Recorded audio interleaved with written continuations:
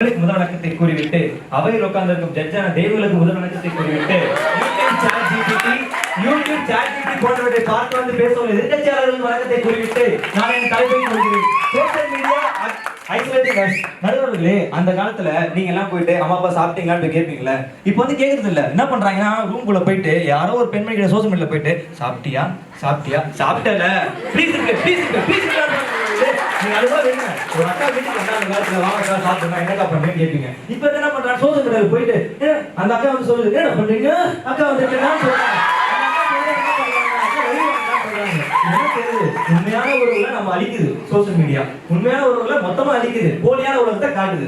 என்னன்னா நாமக்கல்ல 2021ஆம் ஆண்டு ஒரு தற்கொலை நடந்தது. அந்த தற்கொலை எப்படின்னா, அந்த பெண்மணி வந்து ரீல்ஸ் போட்டுச்சு. அந்த ரீல்ஸ்ல வந்து கீழே கமெண்ட்ல delete yourself இந்த நியூஸ்லாம் வியாபாரம் ஆகாதுன்னு போட்டிருக்காங்க. அந்த கமெண்ட்டை பார்த்தோம்னா அந்த பொண்ணு வந்து 6 மாசம் மன உளைச்சலாகி தூக்கிட்டு தற்கொலை பண்ணான். அதே ரீல்ஸை 3 மாதம் கழித்து குட்டப்பாவோட போட்டு ஒரு கதாநாயகி பண்ணாங்க. அந்த ரீல்ஸுக்கு அவ்வளோ மரியாதை.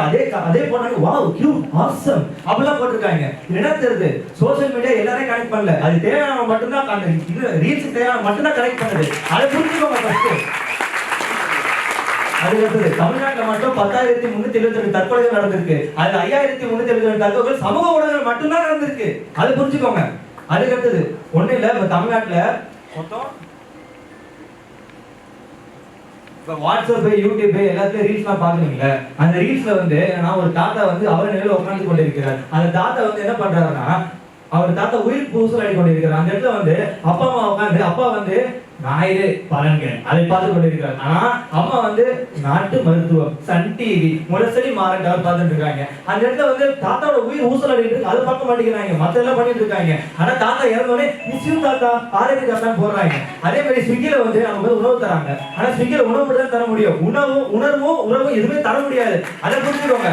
3 மாதத்துல இருந்து 60 வரை கிளவி வரை இன்று வரை நடக்கிறதுல இருந்து ஓடுறது இருந்து தாவுறது எல்லாத்துலயும் வந்து சமூக ஊடகங்களை யூஸ் பண்றாங்க. இந்த சமூக ஊடகம் இப்ப சுவையா இருக்கும், ஆனா ஒரு நாள் விஷமா மாறும். சிந்திக்க. நன்றி, வணக்கம்.